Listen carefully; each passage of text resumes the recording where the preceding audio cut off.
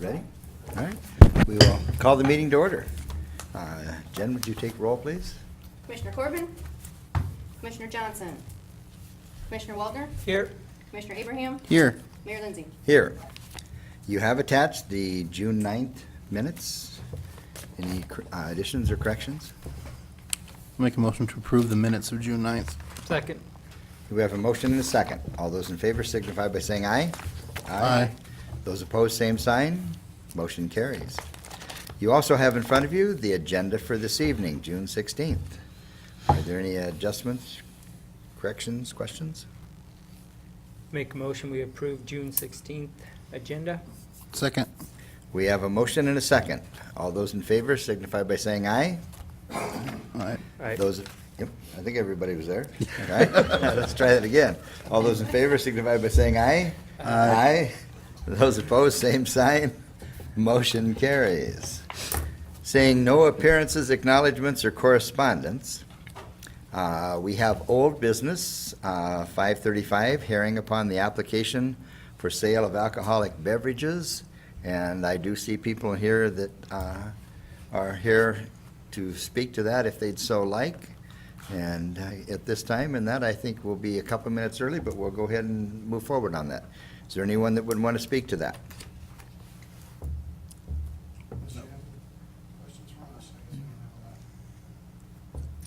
Okay. Seeing none, let's move into new business. New business, application for the sale of alcoholic beverages. This is a transfer from Jankman LLC to Madison Brewing Company LLC. Any discussion, questions, comments? Do note, if you would please, the request for the Sunday sales also on the bottom of the application.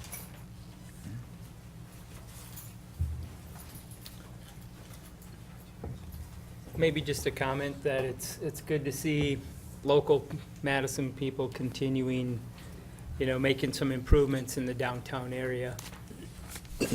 So look forward to seeing what they're going to do with the property. Since it's a secret, it has to be all walled off and protected from view. Hey, any other discussion? Make a motion that we accept the application to transfer the sale of alcoholic beverages from Jankman LLC to Madison Brewing Company LLC. I'll second it. We have a motion and a second. All those in favor signify by saying aye. Aye. Those opposed, same sign. Motion carries.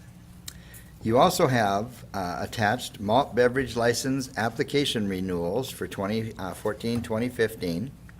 And these are the standard annual application renewals. Any questions, comments, discussion?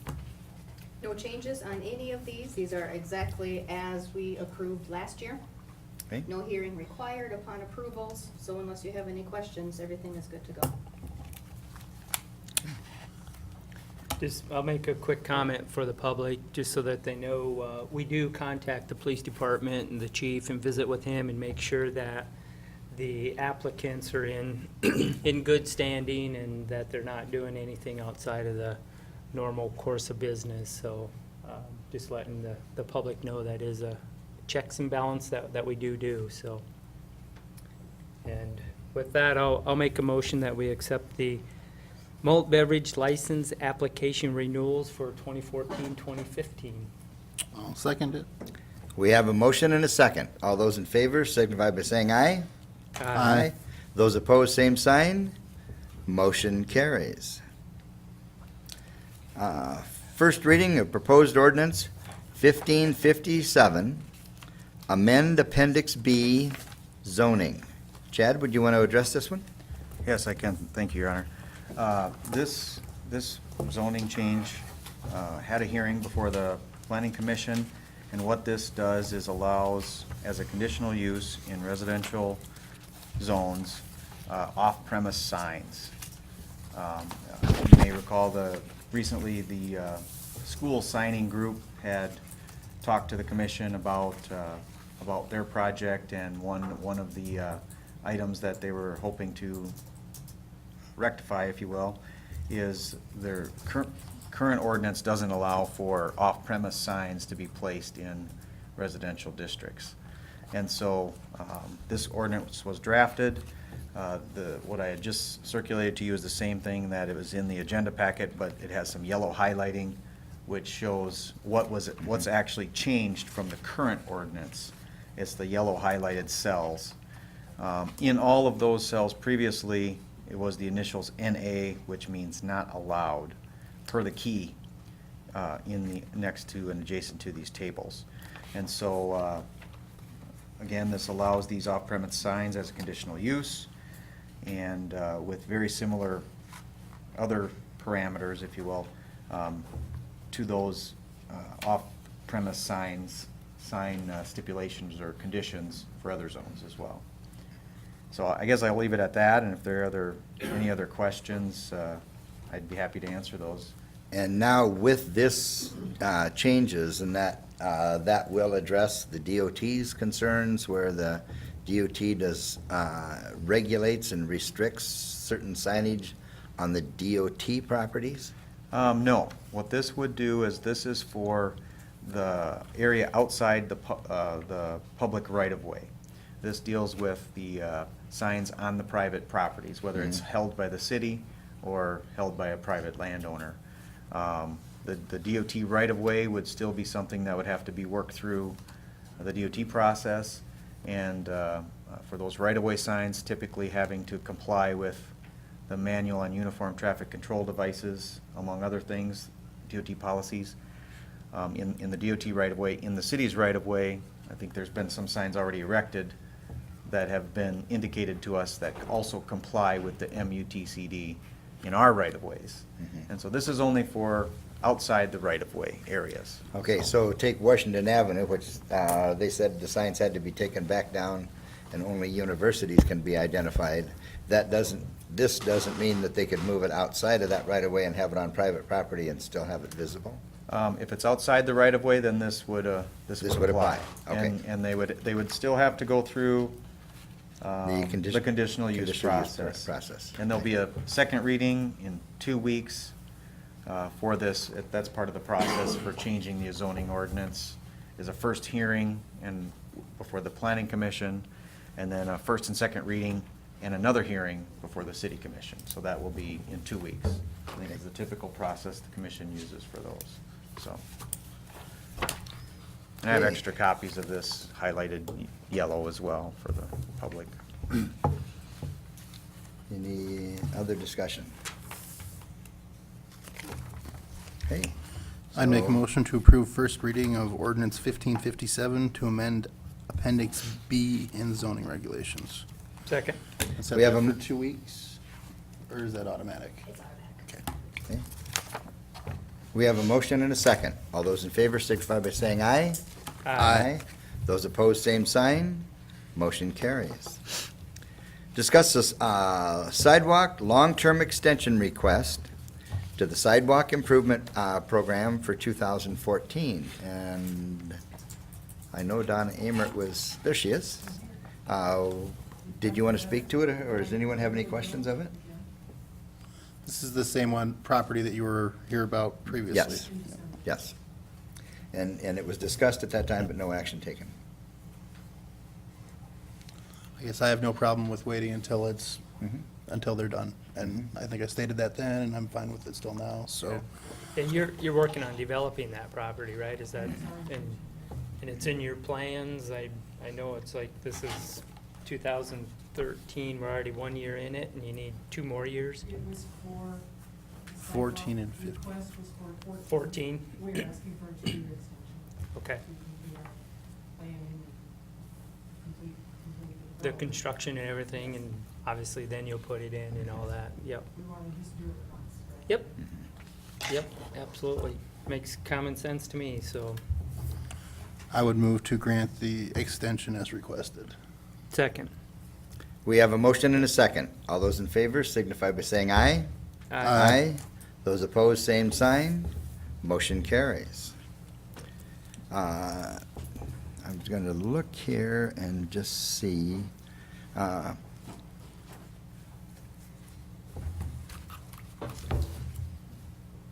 there's a couple of these two, right? Well, we'll just move to the next one. Number 5, authorize the mayor to sign the Federal Highway Administration Adjusted Urban Boundary Map. And I'm going to ask Chad to address this. Yes, I can. Thank you. I can.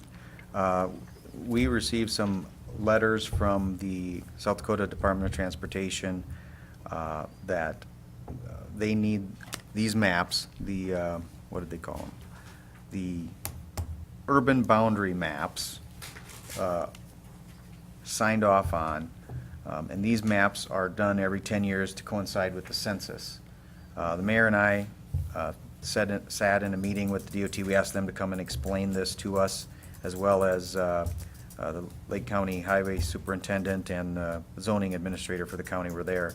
And I guess basically, they said this is a formality. This will not affect our funding in any way. It's just something that they have to go through, they being the DOT, in coordination with the other, all the different jurisdictions to adopt these maps. And what it is there's an urban boundary given by the Census Bureau, and typically that's the minimum urban boundary, and it's adjusted by the DOT to enlarge it. Typically, it can't get any smaller, but it's enlarged. And in this case, it more or less just coincides with the city limits of the city of Madison. Did you have anything to add? I mean, it was really. There are some things, and the reason, I'm just gonna add that the reason that we asked the DOT to come explain this is because it didn't match the city limits of Madison. It had some areas in that we didn't have in the city limits, and it also did not include the new hospital. So we asked for clarification on that, and based on how this goes determines on what we have to do on the streets.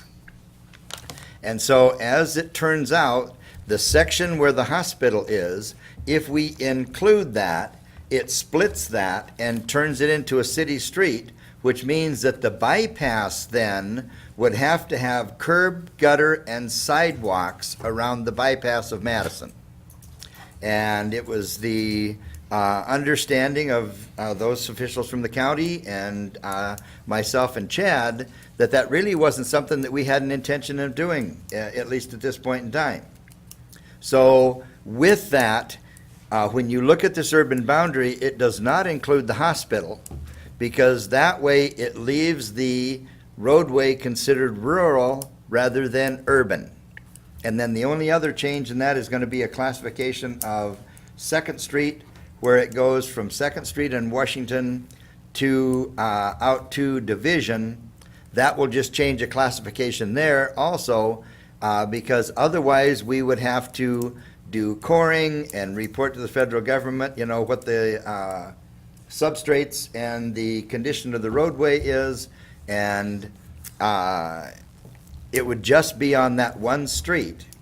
And then because of its prior classification, it would take precedence over any other street. So any dollars that we would have to spend would have to be spent there first before they could be spent anywhere else in town. And so we agreed to the change in the classification of that. Otherwise, it's just when you look at the map, it doesn't follow the city limits, but it's based on the information that the Census Bureau wants. And because of that, it also does have an effect on where federal dollars can be used on the streets within the city limits of Madison. So the county and representatives and Chad and I, along with the DOT, I think reached the best agreement, and that could be possible for what this is. So at this point in time, it's just acknowledging that this is the urban boundary map for census purposes, and then we move it on to the county tomorrow morning because they need to get it into the mail tomorrow, and that to keep the process moving forward.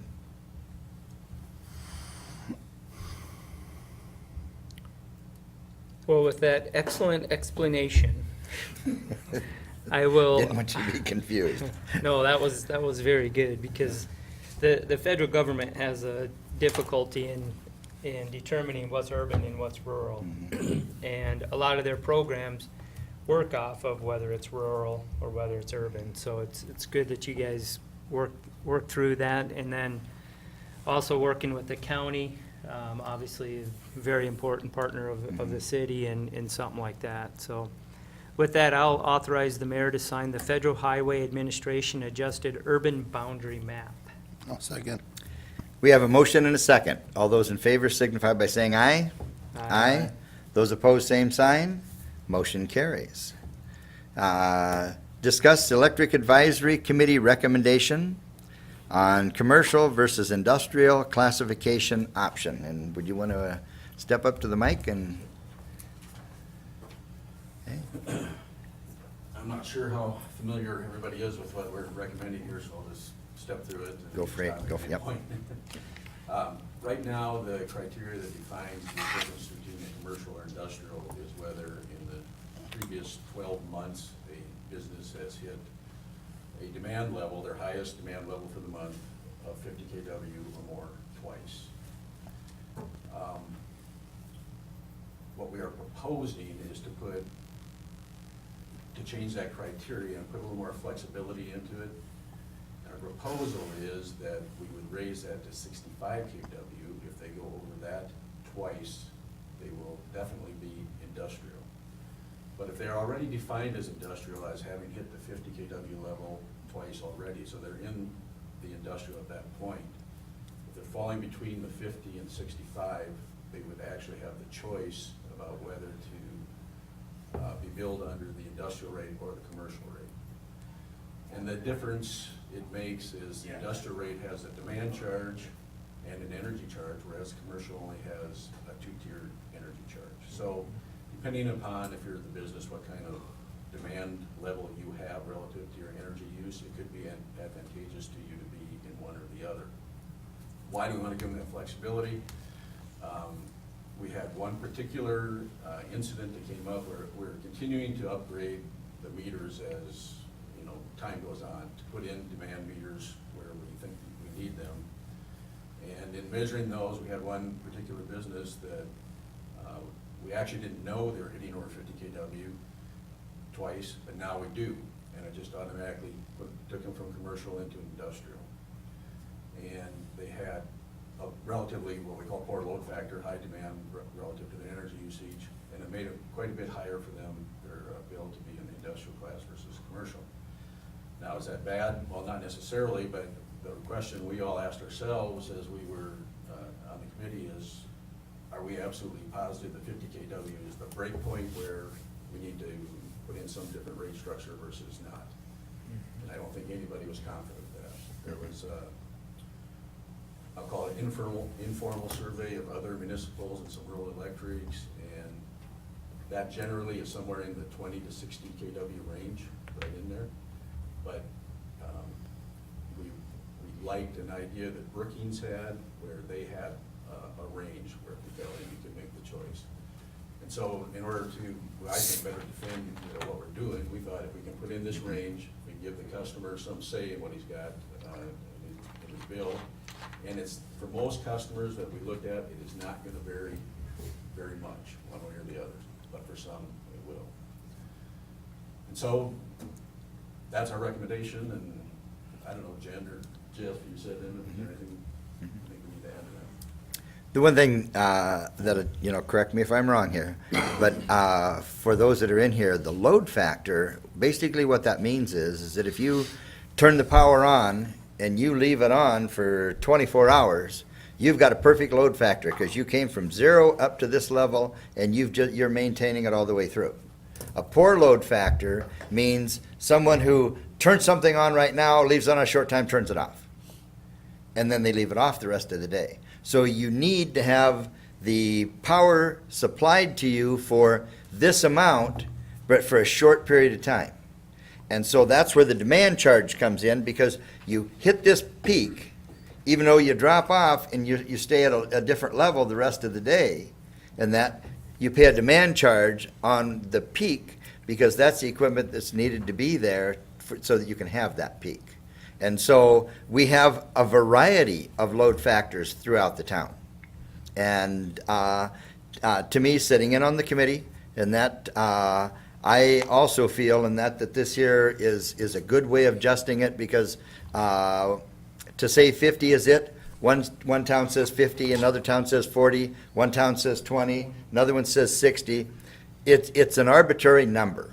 But as the committee discussed it, and that, I liked the idea that, if you hit this number, but you don't hit this next number, well, you've got an option in here. And it's 12 to 14 customers within the city, and it would give them that option. There was no point going up the scale that said, okay, we have these that use it to 40 and nobody else except 60 and above. There just wasn't that open space. So, are there any other questions or discussion? I guess it'd be the customer's responsibility to come and request. if they- It would be the customers, the way I listened to the committee. Mhm. So, So by doing this at 50, they automatically go to industrial, but they can come Yes. back and request to go back to commercial? yes. If It it's give beneficial? that option. If it were. It gives them the option of making a comparison. Mhm. So, and at this point in time, we're discussing it. The next step would be if we wanted to move into an ordinance or adjusting an ordinance, we would have to make a motion, to set that in motion. If what I said made sense. Quick question on this then is, maybe this is for Danny, but how would that customer know that? I mean, I don't know that I hit a peak at my house. How do we, hey, you hit 50, just letting you know you hit this again, you're going into another classification. Do we? I'm thinking, you guys tell me if I'm wrong, I'm thinking that they're gonna kinda have to, they can ask the city for the data. but Okay. They're gonna have to do that. Okay. They may not know. Now, Is that something we can get online or, If they right? hit 50 twice, they'll get put in automatically, so then they'll know for that year, give them a choice, but, yeah, otherwise, they're gonna pretty much have to know. So just like, we can go online and check our usage and they could do that as well? If you use or- the online. Right, You can, right.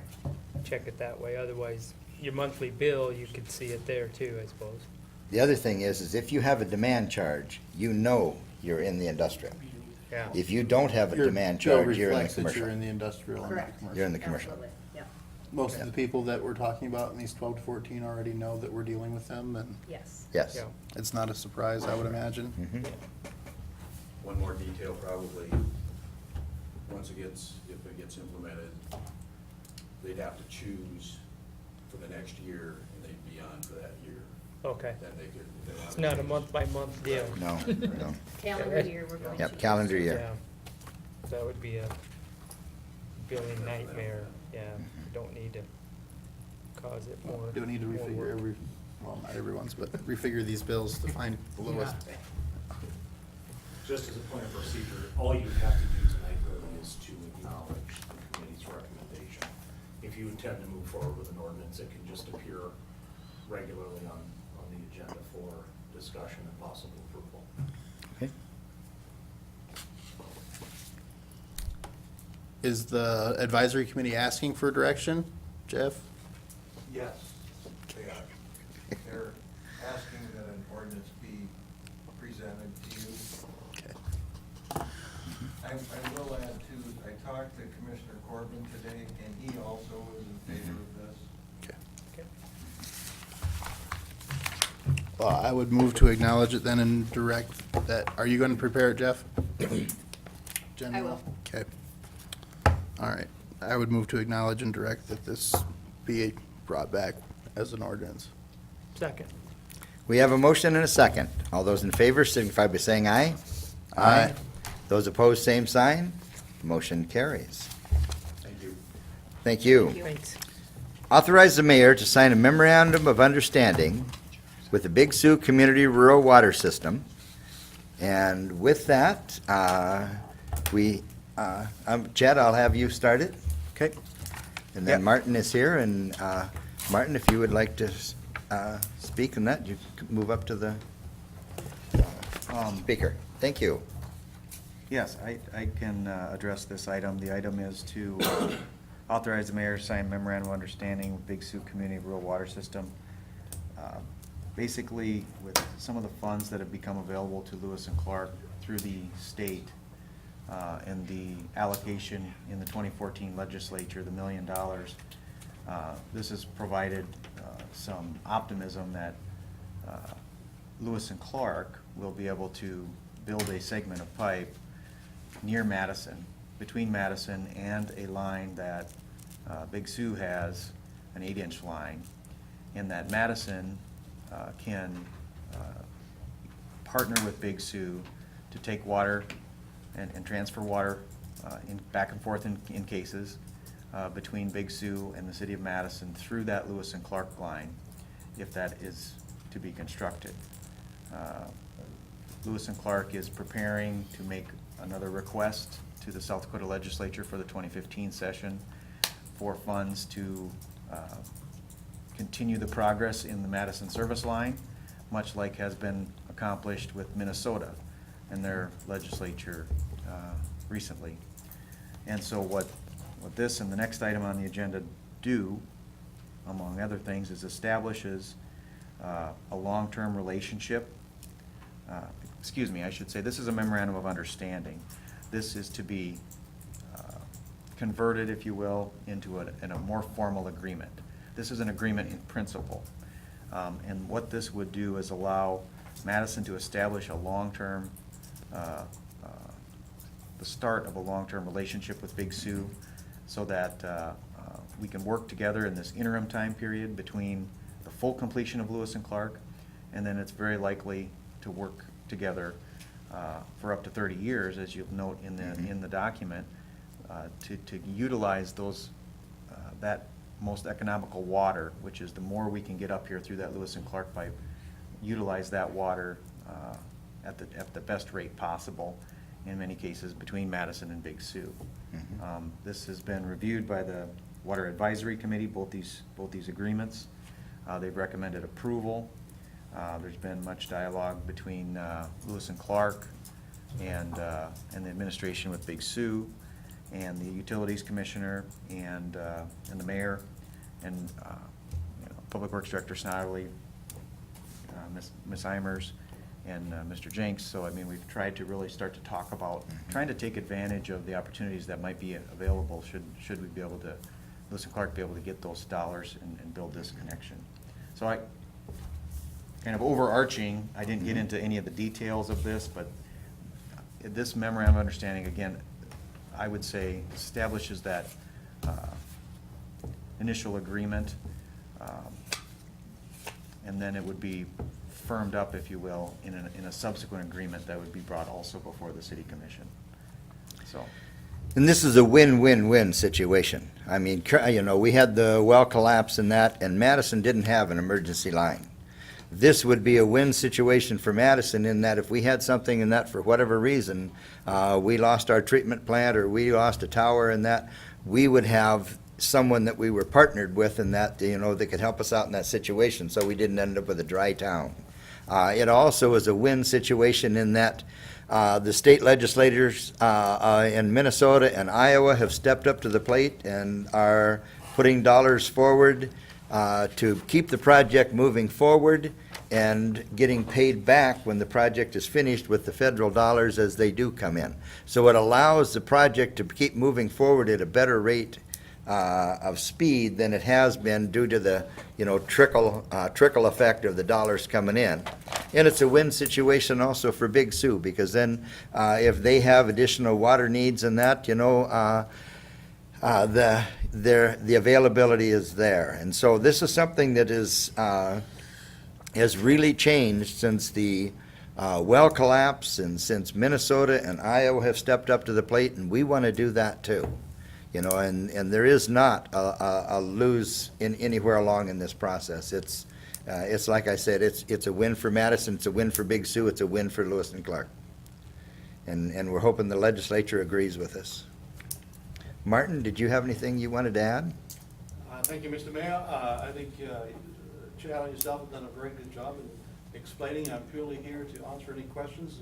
If any of the commissioners have any specific questions, I'm here to answer, but I think you summarized it very well. Okay. Yep. I guess my question would be for David, probably. Maybe I misread it, but I don't see, if the legislature does not fund this any further in the future, what happens? I don't know if that's been contemplated under the agreement. I think the memorandum of understanding.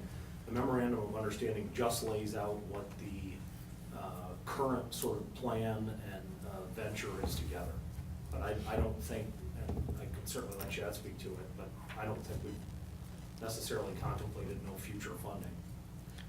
I think my thought would be with this MOU is if there's no funding received, then there's just no connection. The pipe isn't built, or if it's inadequate to build what we refer to as segment 5 at the north end of the Lewis and Clark system, where it connects to our water plant, then it's just still on standby, as we've been for years. And my vision's the same. Under a memorandum of understanding, if the funds aren't there, the project sort of quietly dissolves or goes into a hold. Okay, I was just wondering, because it wasn't spelled out that way in here.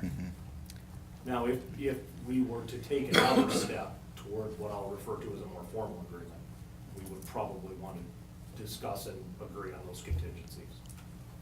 But for now, I look at the memorandum of understanding as much like a working group.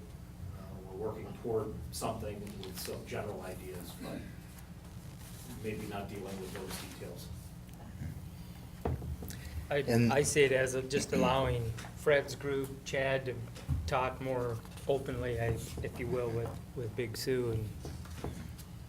And the expenses that are spelled out in here are the expenses that Lewis and Clark wouldn't cover, and their connections and a few things like that. Well, if we don't have the Lewis and Clark pipe, then there isn't any need to have those connections sitting out in the field somewhere.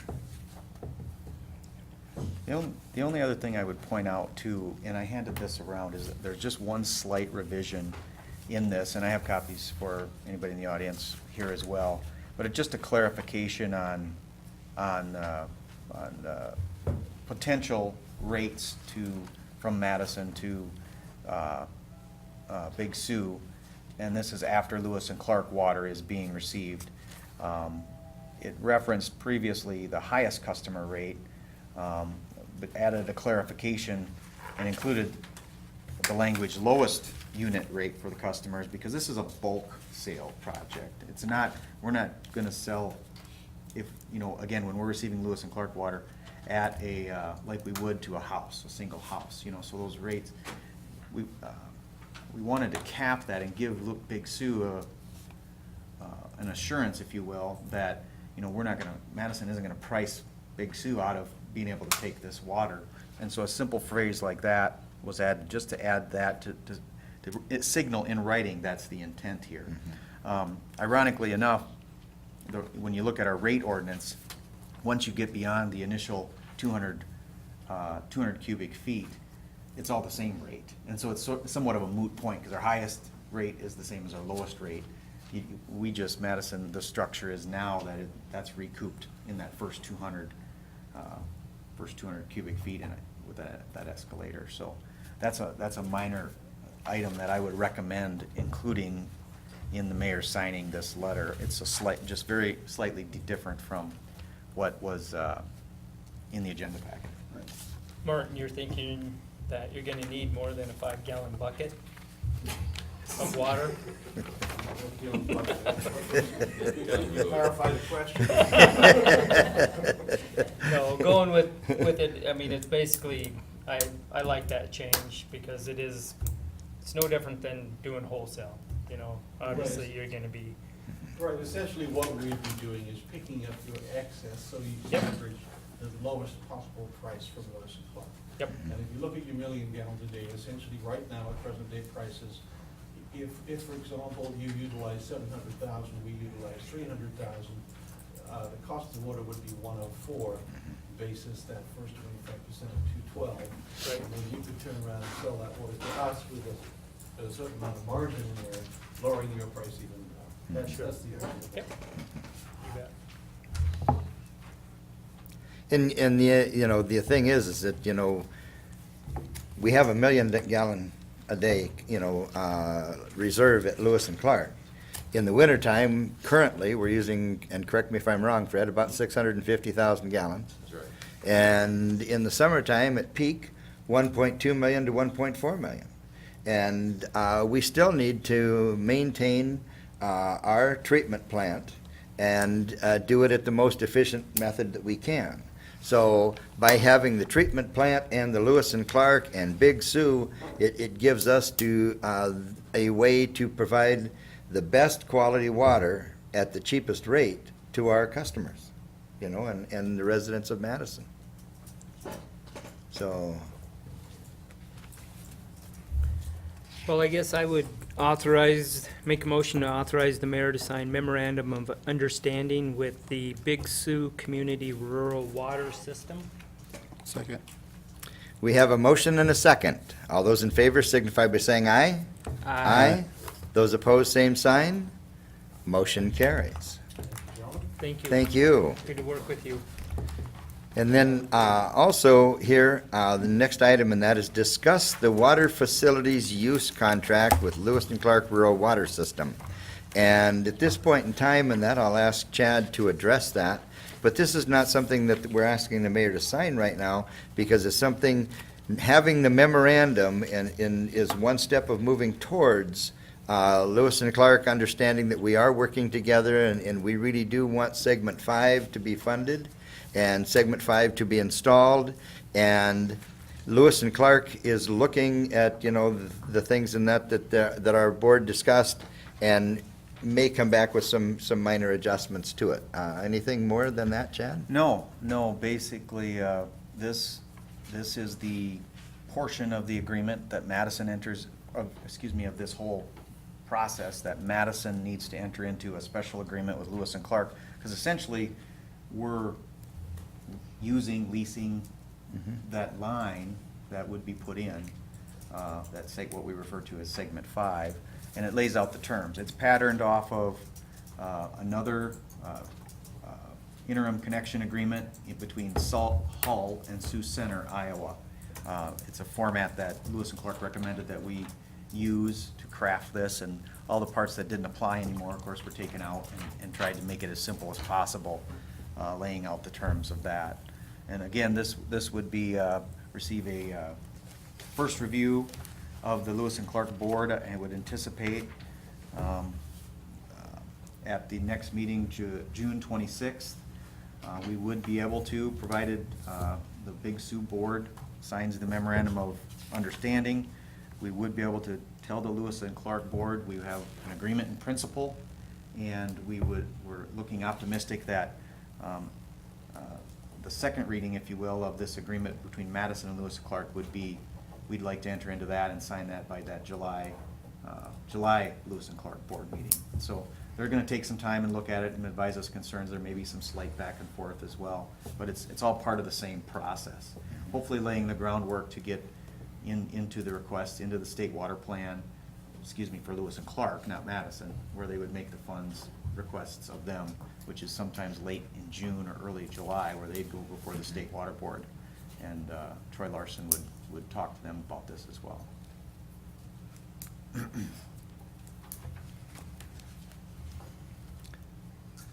So at this point, it's discussion, and I'm not sure, David, if we need to acknowledge the discussion, or we've just had the discussion and we move on. You can have the discussion and take no agenda action unless Sounds good. Jim's wanting something.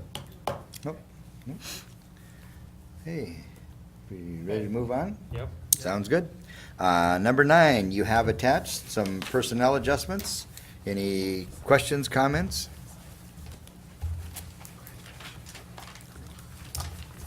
I'd make a motion to approve the personnel as presented. Second.